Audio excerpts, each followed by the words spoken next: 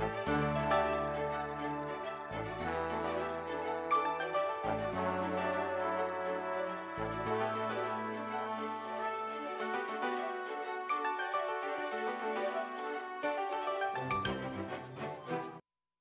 afternoon. My name is Jennifer Dotson. I'm the founder and program coordinator for Highland Park Poetry, and I'm really excited to have a fabulous guest with me today. His name is Curt Vevang. Curt is a Chicago native, a product of Chicago Public Schools and the University of Illinois.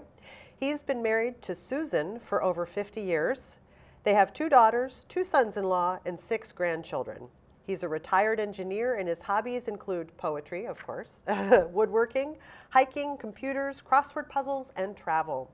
Curt finds many events and experiences and anomalies in everyday life that he enjoys writing poems about. He hopes that these poems will interest and amuse others as much as they do him. Whether his poetry is humorous or with a sincere message, he tries to ensure that it is accessible, clear, and entertaining. He has published a full-length poetry book, A Scant Bagatelle, as well as 2 rhyming children's books that are also available on Amazon. He enlisted 4th, 5th, and 6th grade students from a local grammar school to do the illustrations for the children's books. Curt's poems have been published in anthologies, poetry magazines, newspapers, newsletters, and various poetry websites, including, I believe, on highlandparkpoetry.org. And many are also published on his very own website, curtvevang.com. Along this way, his poetry has won honors from the Illinois State Poetry Society, Poets and Patrons, and the Journal of Modern Poetry. Well, it's so good to have you here, Curt, and you've been involved and connected to Highland Park Poetry over the years in many ways. I know that you've been a competitor in our fabulous poetry pentathlon for the past 2 years. Are you coming back? I'm thinking now that I may well have met my match. I mean, the youth in there, they're really good, and really, it's all about presentation skills and presentation, I think, and they do some just great jobs in the presentation side.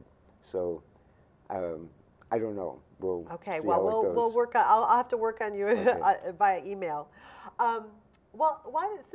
Just so that we can get let our audience get a sense of some of your writing, which I really enjoy it. It is very humorous. In fact, I think my husband, who's not a huge poetry fan, but he asked to get a copy of one of your poems that you read. I think it was at either the Poetry Pentathlon the first year that we did it. It was, right. Yes. So anyway, if you could read a poem for us, that would be great. In fact, I was very, very pleased that he asked for that. Okay. Anytime, as you well know, somebody asks for one of your poems, or even steals one. I mean, this is good stuff, right? You know, it doesn't always happen.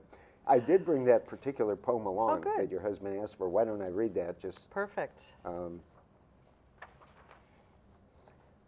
What it's in this poem, just to set it up a little bit. I've always been a believer in the fact that when somebody gets something they didn't earn, okay, somebody else earned something they didn't get. Okay? So this poem is pretty much based on that concept. And it's entitled Ode to the Life of the Soldier. And ode here is spelled O-W-E-D. It's not an actual ode, so to speak. Ode to the Life of the Soldier. Sam saved our freedom by going to war. I worked and partied and stayed on our shore. I have what he earned. I've hardly a care. He fought in the war. Life's not at all fair. Max was killed one day by a roadside bomb. I'm here in the States, in the peace and calm. I have the freedom that he earned for me. His life is ended. I'm happy and free. I have what he earned. I've hardly a care. His home is a box. That's not at all fair. Jane lies there in pain, confined to her bed, fragments of shrapnel entombed in her head. What price did I pay for all that I got? A pebble of sand compared to her lot. I have what she earned. I've hardly a care. She lies in that bed, war's not at all fair. I have my freedom, which I didn't earn. You paid the price and got nil in return. You commented earlier that I do humorous poetry. Right. This is pretty heavy. This is a heavier poem. But you do actually, and it is a beautiful poem, and actually how perfect that we're going to be airing this episode in the month of May, so in honor of Memorial Day, recognizing all the soldiers and service people who have contributed to save our democracy. We thank them. And so your poem is a lovely, lovely tribute. But yes, you do tend to more often. I hear more of your humorous poetry. Right. So. And speaking of that, I'll just throw out this poem was originally published in the Tribune. Oh, okay. On Memorial Day in Fabulous. 2012. Oh, wonderful. So I was pleased that they did that. Yes, that is quite an honor. Quite an honor. Well, I had to chase after him to do it. As you well know, nobody comes knocking on your door. Well, that is very true. That is very true. What was I? I'm sorry. I was going to ask you next. Yes, you do often tend to do a particular. Do you always use the same structure, or is it? I know you like to use rhyme in your verse a lot. Is that just something you're comfortable with, or is it something you grew up with, or? Well, I did rhyme. Probably my first 25 poems were all rhyming poems, and then I found out that rhyme. I like to tell people rhyme is a crime. Rhyme doesn't get published anywhere. Nobody likes rhyme, and it's sort of like, oh yeah, go back to 3rd grade. So anyway, I've tried to stay away from rhyme recently and try to just have much more of a free form, free prose. However, if you do any of the classical poetry, it all rhymes because it has to. I mean, you can't do a sonnet without rhyming, for example. Well, although some contemporary poets like to break the rules, and if it's a 14-line poem, even if it doesn't rhyme, they'll sometimes say, oh, it's a sonnet. It's a broken sonnet, or it's a contemporary sonnet, but it's a sonnet. Okay, well, maybe I ought to try that then sometimes. It is easier not to rhyme, but it's sort of fun. It's a little bit like working a crossword puzzle when you need to get rhymes. And you want to have rhymes that are not 3rd grade rhymes. I mean, you want it unexpected. Ideally, when the audience can't fill in the word for you. Right. So what's going to rhyme with that? And then you come up with something. Then it's a real payoff for the reader. Feel very good about that. Yes. Now, do you have a rhyming dictionary, or do you use a website of rhymes, or just you have a good memory for rhyme or a sense of rhyme? Usually I just come up with the rhyme. Okay. And if I don't come up with a rhyme right away, I'll move words around until I get a different word at the end of the sentence. I love to put, what's so nice in a couplet, for example, you can move words anywhere you want, usually, and still have some sense of meaning to the line, and then you can have a word that seems to fit in. Sounds good. Speaking of your rhyming poems and your more humorous poems, maybe we should do the one for the children that you've that it's featured in your book. Very good. This is the actually this is the second children's book. The one on the table is the first one, and that one has what is it? It has 18 couplets. Okay. And there's a picture for each of the couplets. Oh, okay. So, so here's an example. So each couplet has a picture and the couplet next to it. And those pictures, as we mentioned earlier, were all drawn by children in a grammar school in Palatine. Happens to be the same grammar school my granddaughter goes to, and she was one of the artists.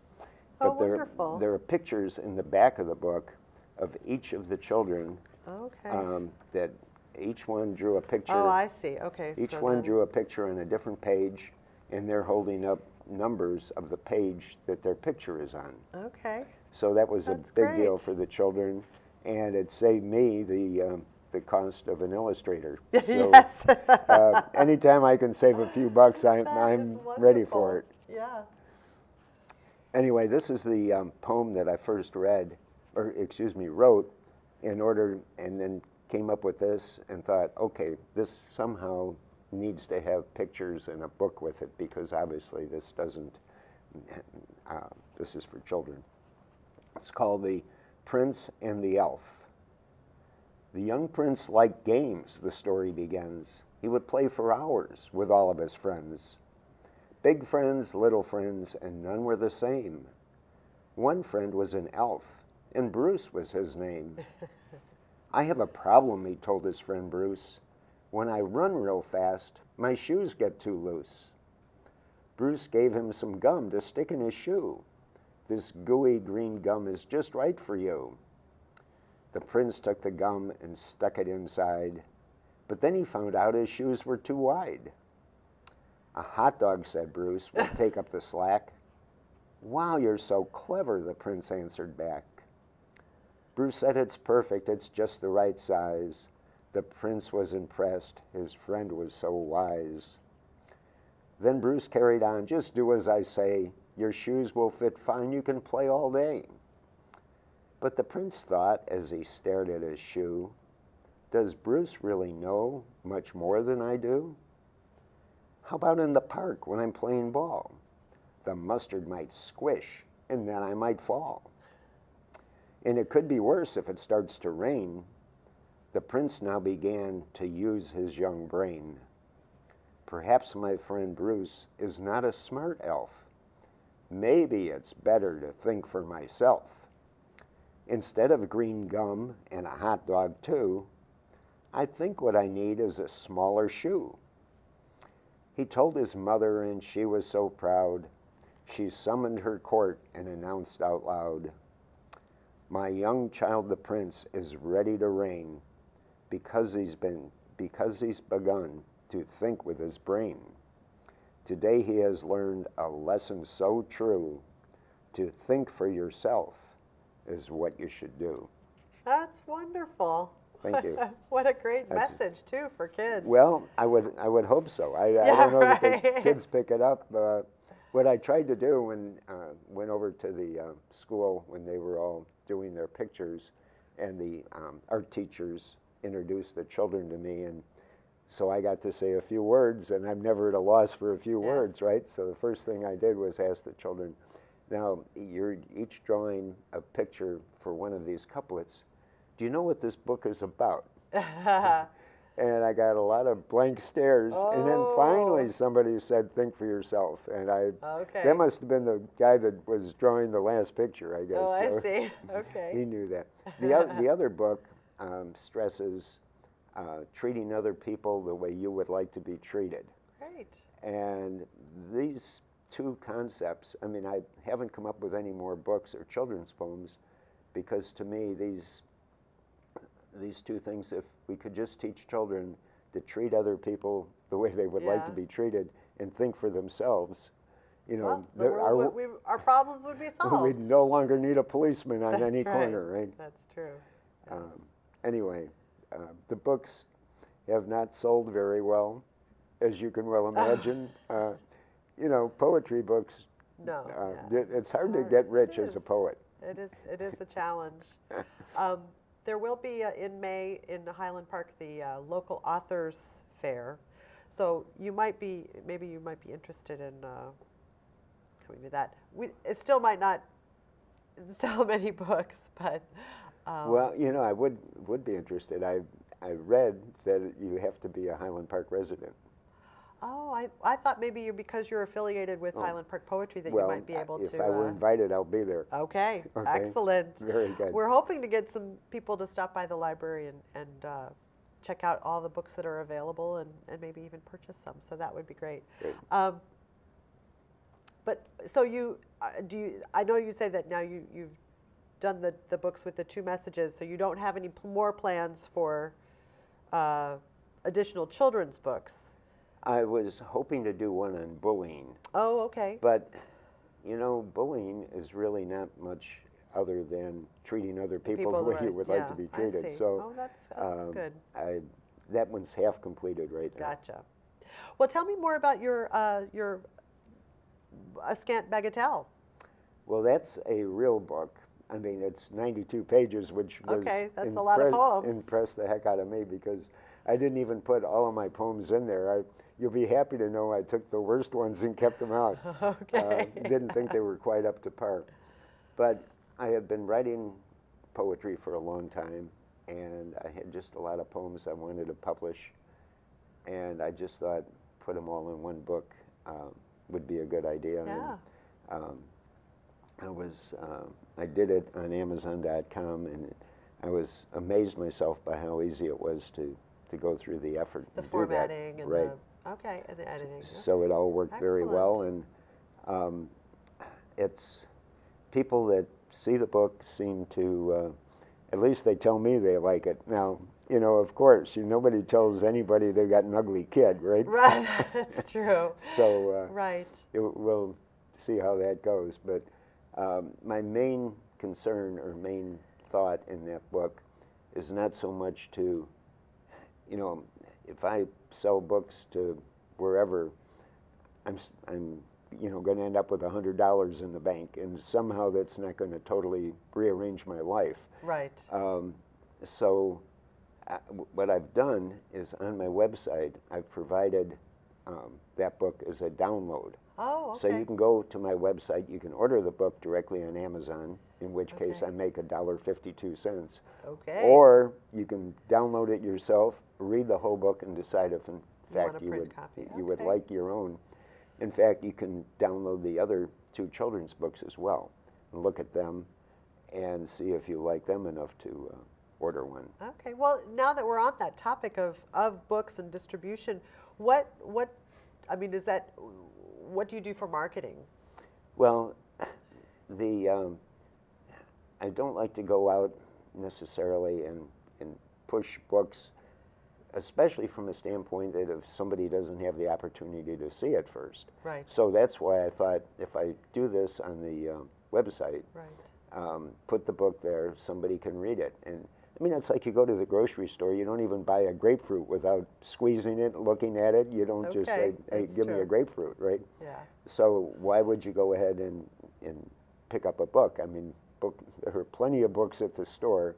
Wouldn't it be nice if you knew what was in the book if you were going to, in fact, buy it? Sure. So that's my thought, is to let people look at it and see. And one of my buddies told me, he said, hey, well, that means I can download your whole book and print out all the pages and staple them together and have a book and not have to buy one.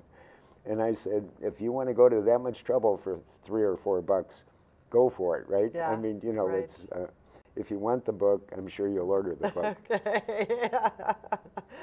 I was curious. You're in your bio. You started as an engineer. So, where in your evolution as a creative person is poetry in the mix? How did that become a part of you? Well, you know, I think good engineers are creative, and you have to be creative to be an engineer. And we always, you know, we have the classical thought of the engineer walking around with the white socks and with the propeller on his head. And, but there's a lot of creativity in engineering, and in engineering / computers and developing software and all. So I think that is all part and parcel of creativity. Then when I retired, I started, and I retired many times because I kept thinking, I think I'm going to retire, and then, well, no, I'll go back and work a few more years, and back and forth. But I started writing poetry during all of that time. And I really enjoy the poetry immensely. But then again, I really enjoy woodworking. I'm still teaching woodworking classes. Wow. Okay. I enjoy woodworking. And what is woodworking other than, you know, I create everything, design everything that I make. So that's more creativity. So I think it really all ties together. I don't like, well, in woodworking, I like to if I'm going to make a table, I don't want to buy a book and learn how to make a table. I want to design my own table and make it. So, and that's sort of like poetry. So I don't think engineering stopped and poetry began. Okay, so it's all part and parcel of the same thing. The continuum, yes. I hope. Yes. Well, and again, reinforcing the message of think for yourself, right? Right. Yes, and oftentimes I think too much for myself, right? Okay. It's amazing I ever made it through 50 years of marriage. That should be a whole show all by itself. Well, the good news, my wife also thinks for herself, and we both, you know, just go on our merry way, meet together every night for dinner, and it works out great. That's good. We definitely have time for another poem. Could you read one for us? That'd be wonderful. You mentioned humorous, and I get a kick out of this poem, if everybody can follow along with it, okay? You know, oftentimes in grammar schools, like in first grade or kindergarten, the teacher will invite in a mystery reader, some relative who will come in. I think Mayor Rodering here in Highland Park sometimes does those events going to the elementary schools. So this is entitled, My First Poetry Slam. Okay. The first grade teacher quite often invites mystery readers to read to her tykes. Parents and others read books of all kinds, surprising the tots, enhancing their minds. These half-hour sessions the children hold dear. They don't know who's next, nor what they will hear. I jumped at the chance when asked as a reader. I'll read them some poems, teach them some meter. I'll start with some cute, easy first grade fluff, then move on to more worthwhile advanced stuff. I'll end with a poem, my favorite from fifth. Perhaps it's too deep, but they'll get the drift. At the proper time, I walked through the door. Excited they sat, cross-legged on the floor. A poetry slam, and this was my first. It was going well as I had rehearsed. They liked the first poems, then came the true test. Next was my favorite, and I should have guessed. Midway through the verse, I saw a raised hand. First poetry slam, and I was the lamb. I knew I shouldn't, but I said, yes, Drew? He's asked, tell me, sir, are you almost through? So I had to write a poem, and I gave it to the teacher, and I said, hold on to this. This is very good. Or it's, you know, it's at a poetry slam, and I don't know, I've been in this situation, and I don't know that people maybe don't raise their hand when you're reading a poem or reciting a poem, but it's sort of like, put your hand down, would you, and don't say anything. You're not really looking for competition when you're in the third stanza, right? Right, that's very true. Well, it was also nice to share the stage with you on Sunday at the Northbrook Cultural Arts Commission Poetry Awards. I think I got a jury reading. Right.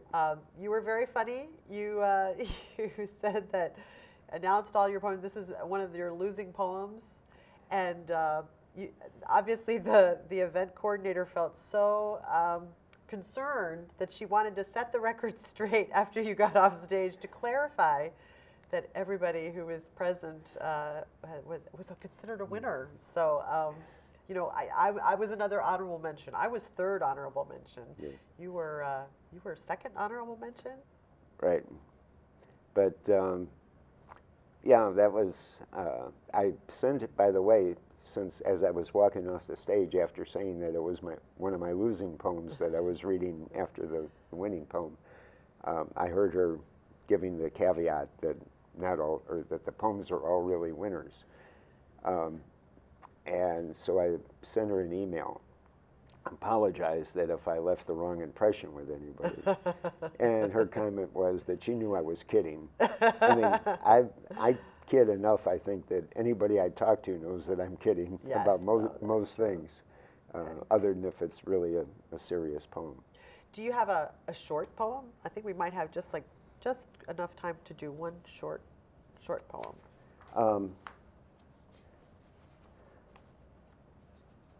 You think this is short enough? Or Well, you want shorter? Yeah, go for the shorter one. This one. Yeah. This is called The Nature of Things. The clouds on the horizon appear as mountains. The mountains often as distant clouds. Clouds are vapor, mountains are rock, yet we often see one as the other.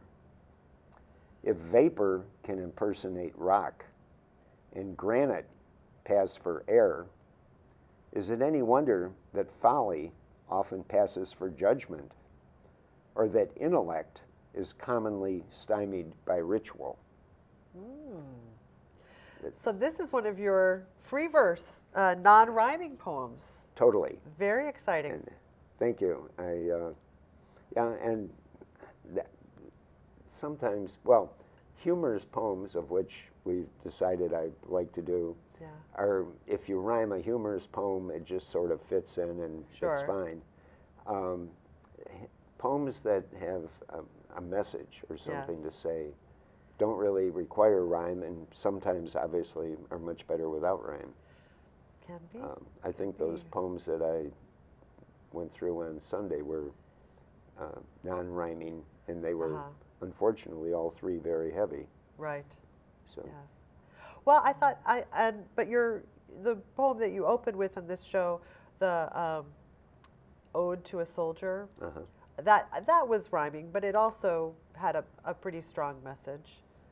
Wasn't real lighthearted. Well, and I wrote that at a point in time when everything I wrote rhymed.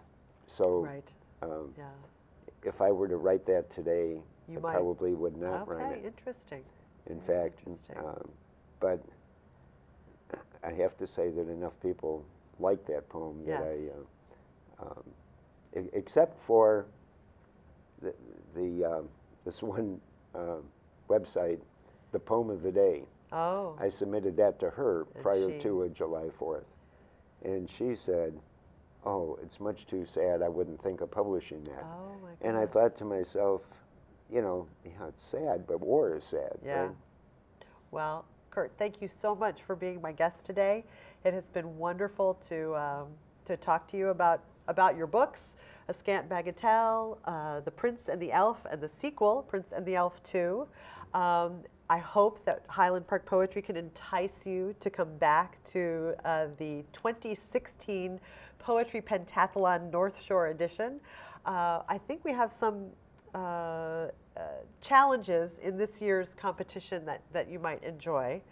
So anyway, I really do appreciate your coming to talk to us today. Well, I very much appreciate the opportunity to be here. This was great, and as you can tell by my exuberance, I had a good time. Oh, good. I hope I didn't overstep any bounds or anything. No. I always like to have a good time. This was certainly.